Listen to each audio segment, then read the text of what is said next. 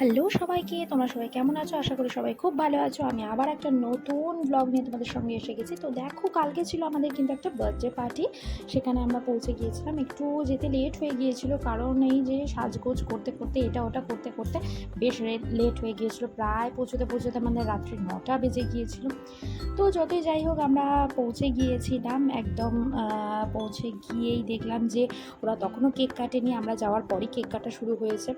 তো বাচ্চারা তো ভীষণ মজা করেছে। ওরা তো এই ধরনের পার্টি এইসব তো ভীষণ মজা করে, কেক এইসব মানে খুবই মজা করেছে। টোটো তো প্রচণ্ড মজা পেয়েছে, খুব খুব খুব আনন্দ হয়েছে। অ্যাকচুয়ালি এটা ওর একটা দাদার জন্মদিন, দিব্য দাদার বার্থডে। তো কেক ফেক খাওয়া হয়ে যাওয়ার পর আমরা যথারীতি চলে গেলাম খাবারের সন্ধানে। তোমরা সবাই জানো আমি খেতে খেতে খুব ভালোবাসি। প্রথমেই প্রচুর স্টার্টার নিয়ে ফেলেছিলাম। একদম ফ্রাইজ আইটেমটা আমার ভীষণ পছন্দ। ডোডো কিছু অল্প স্বল্প খেয়েছিল, সব কিছু একটা খেতে পারে না, তো অল্প স্বল্প খেয়ে নিয়েছিল। তো স্টার্টার খেয়েই মোটামুটি পেট ভরিয়ে ফেলেছিলাম। তারপর চলে গেছিলাম মেন কোর্সে। পোলাও, মাটন, বিরিয়ানি যা পেরেছিলাম মোটামুটি নিয়ে নিয়েছিলাম। লাস্টে নিয়ে নিয়েছিলাম পান ফ্লেভারের আইসক্রিমটা। তার